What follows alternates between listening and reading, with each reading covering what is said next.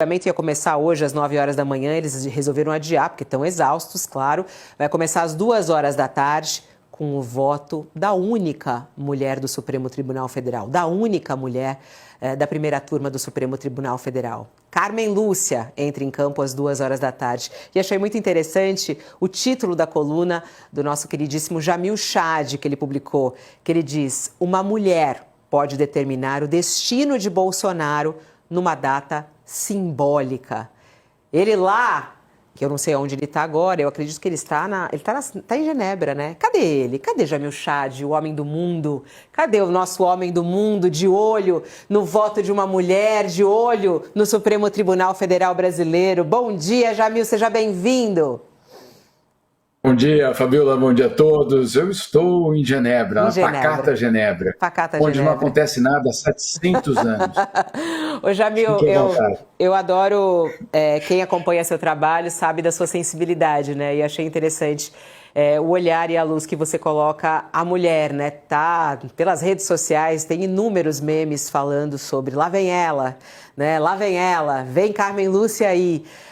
Eu até conversando com o ministro mais cedo, expectativa do voto dela de 2 horas. Hoje ela vai fazer um voto mais curto, né? E tá toda uma expectativa de que ela vá mais ou menos na mesma linha de Alexandre de Moraes e Flávio Dino. O que você espera e por que você diz que hoje é um dia e é uma data muito simbólica para esse voto de Carmen Lúcia? É muito simbólico por vários motivos. Primeiro, claro, porque, como você colocou, Fabiola, é a única mulher no STF, mas é justamente de uma mulher que deve vir, pode vir justamente essa definição, se ela votar como é esperado, seguindo Alexandre de Moraes e Flávio Dino, fica 3-1, 3-1 basicamente, torna basicamente impossível qualquer tipo de inversão aí do resultado. Agora, é irônico, porque, claro, cabe a uma mulher, no fundo, selar o destino de Jair Bolsonaro, justamente uma figura, um personagem que fez questão, ao longo da sua carreira política, de adotar a misoginia como, basicamente, um tom político, não só do seu personagem, Jair Bolsonaro, mas, obviamente, com um impacto político bastante grande. A gente se lembra muito bem de tudo que aconteceu durante o governo de Jair Bolsonaro em relação ao tratamento das mulheres, das jornalistas, por exemplo, das ativistas de direitos humanos, enfim, de todo um comportamento, eu diria, mais do que reprovável. Agora, também há um outro elemento curioso nessa história, né, uma outra ironia. Hoje é dia 11 de setembro. Para muita gente, 11 de setembro é a queda das Torres Gêmeas. Mas se você for no Chile, 11 de setembro, o golpe, né? O golpe de Pinochet contra Allende. E aí, outra ironia, justamente basicamente um herói de Bolsonaro é o próprio Pinochet. Eu me lembro muito bem, em 2019, no primeiro ano de governo de Jair Bolsonaro, ele ironizou, inclusive, a morte do pai de Michelle Bachelet, da presidente do Chile, ex-presidente do Chile. Ele era um general, foi morto basicamente pelo regime de Pinochet, e ele ironizou a morte justamente do pai da Bachelet. Agora, é num dia 11 de setembro que também o destino de Jair Bolsonaro será selado, justamente por tentar imitar o seu herói. É isso. Mônica, tua expectativa para o voto de Carmen Lúcia, né? Você como única mulher aqui também, analisando. Todo mundo está nessa expectativa do que vem Carmen Lúcia. O pessoal falou assim, olha, vamos então receber agora uma aula, né? Já que ontem todos ficaram surpresos com o voto do Fux.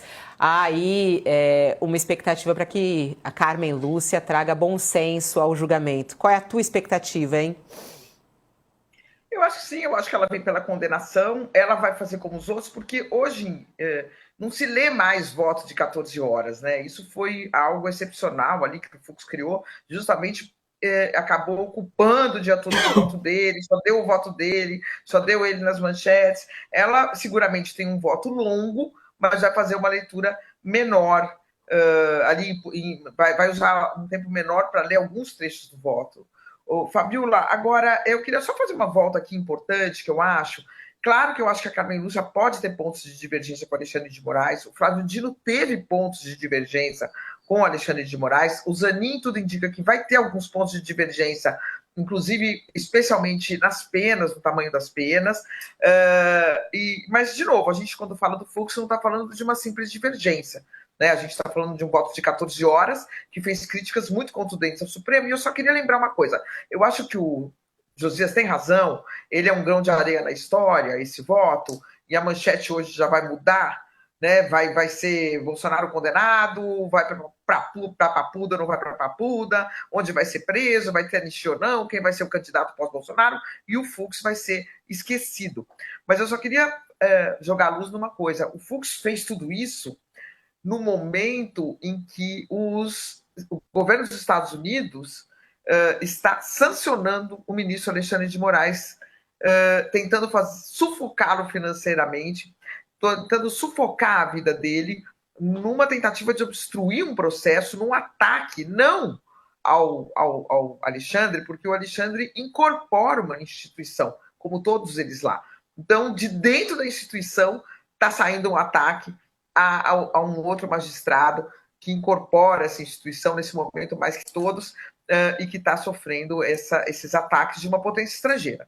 Então, apesar de ser um grão e apesar de vai para a história, não vai nem, talvez nem seja citado nos livros de história, nesse momento é grave as críticas que o ministro Fux fez por esse contexto que dramatiza mais ainda esse julgamento, né?